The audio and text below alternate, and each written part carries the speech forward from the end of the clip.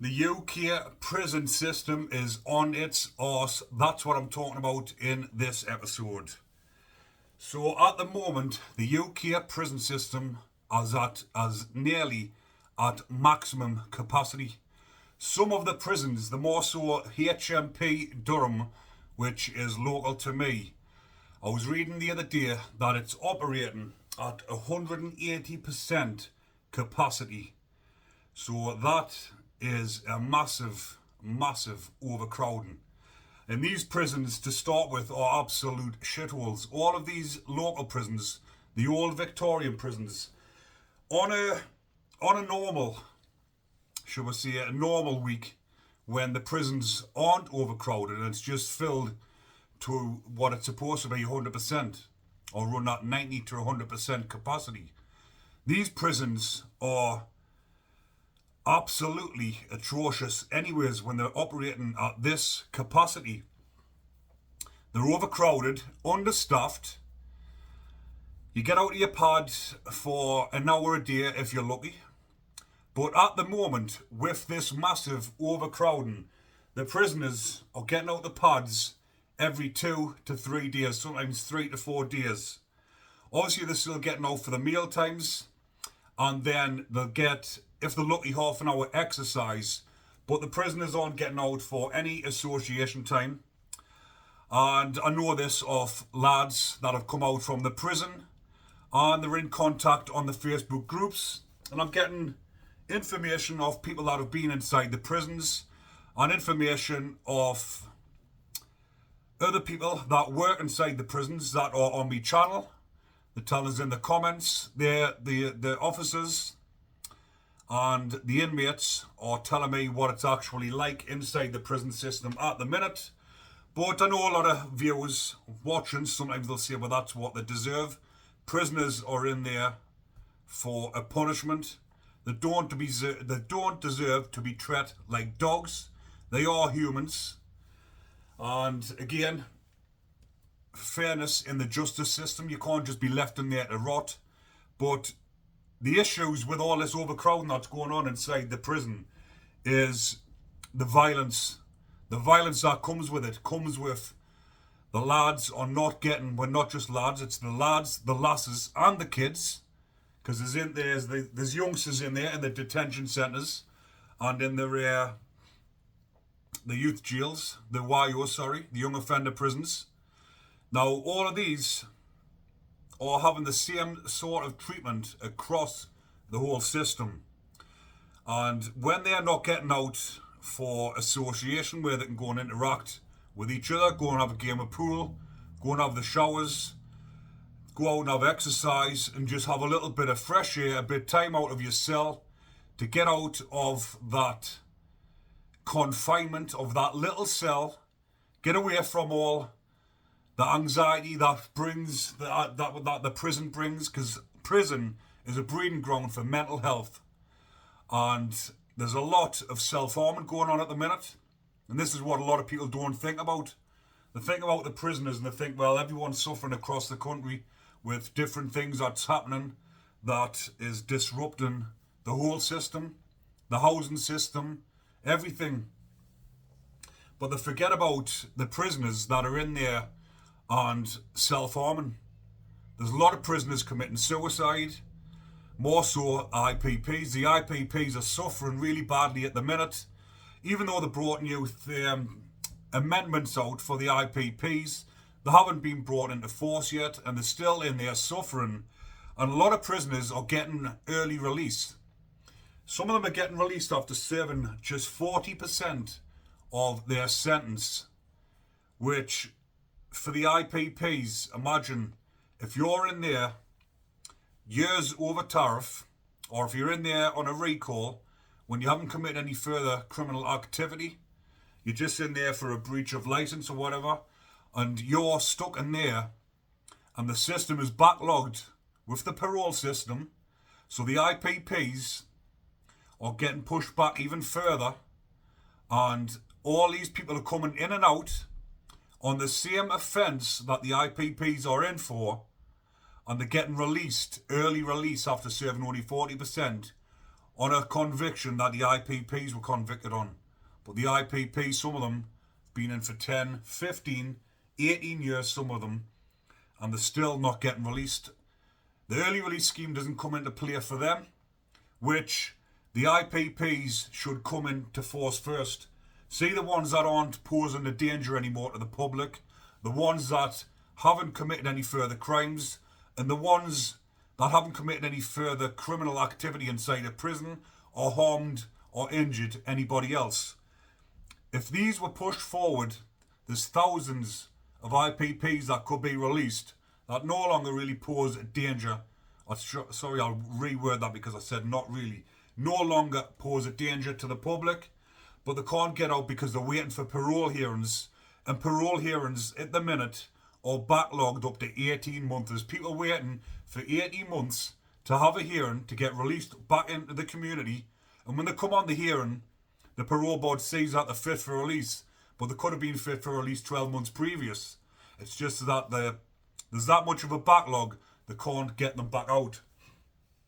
So the IPPs would free up thousands of spaces if they tried to help push them through. But again, they've left the forgotten prisoners, that's what they're referred to as, the forgotten, the pushed to the back, and all these people that are coming in and out that have committed the same sort of offence are getting released at 40% of the way through the sentence. Now imagine how disheartening that must be for an IPP prisoner sitting stuck in that confinement, overcrowded system, can't get any association, well not any, but getting hardly any association, finding it really hard, difficult time, and people are getting released early, and you're stuck there, not getting anything, no parole hearings or nothing. I can only imagine the despair that they must be feeling at the moment.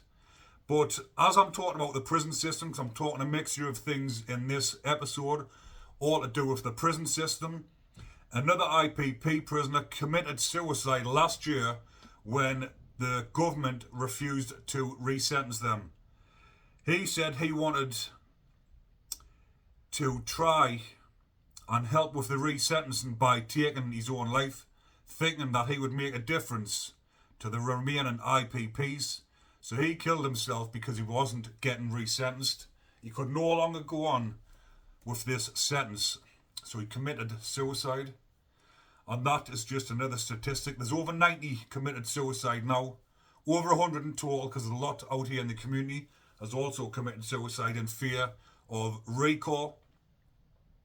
But getting back to the prison system and the state of it and the violence, there's another inmate just been killed in HMP Fossway, and I'm not entirely sure how he's died, but 6 inmates have been arrested for this, so I'm assuming it's a murder. If 6 inmates have been arrested, to me it seems as though 6 inmates have attacked the other inmate, which the CCTV in every prison on every wing now, so they've obviously seen 6 inmates going inside this lad's cell, and he's been found dead, found unresponsive inside of his prison cell, and 6 inmates have been arrested.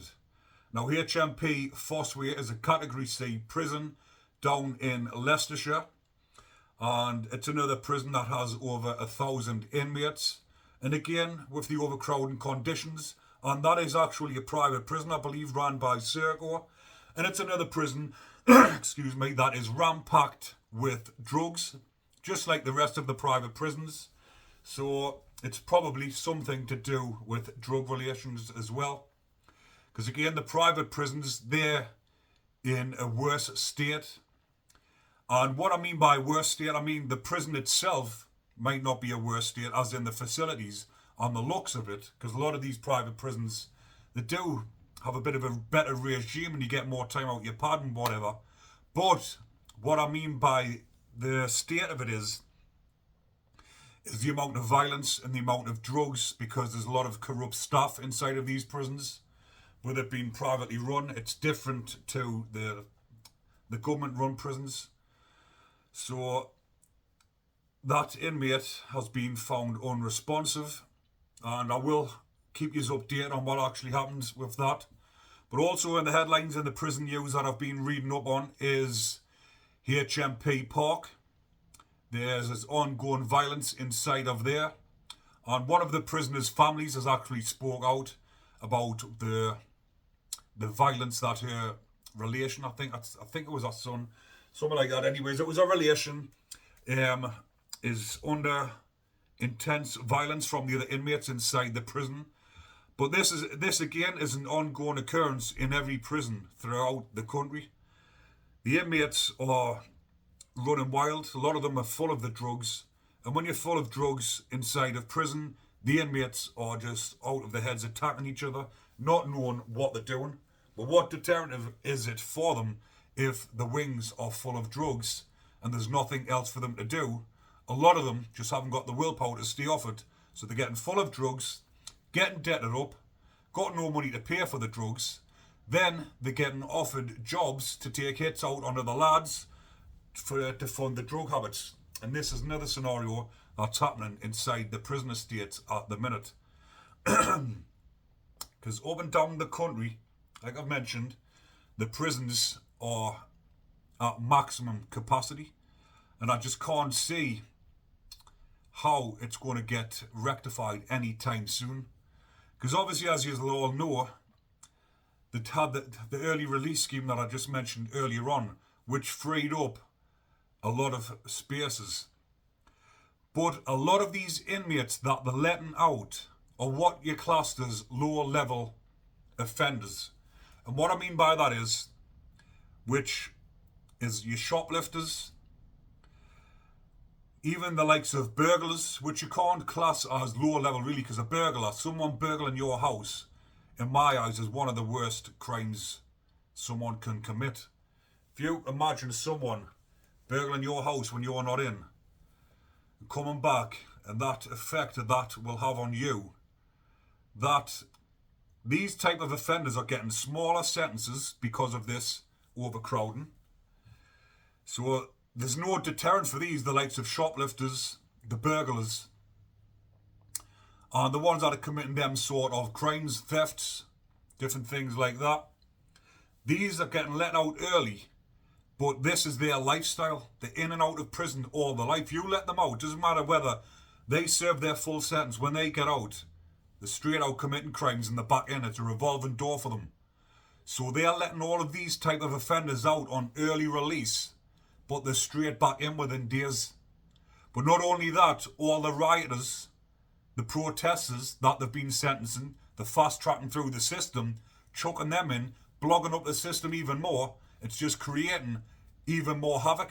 They have not got a clue what they're doing.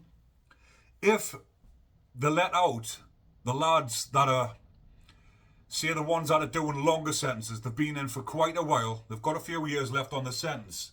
These type of lads that have been in for a long time, the more serious type of offenders, but these type of offenders aren't the ones that come straight back to prison.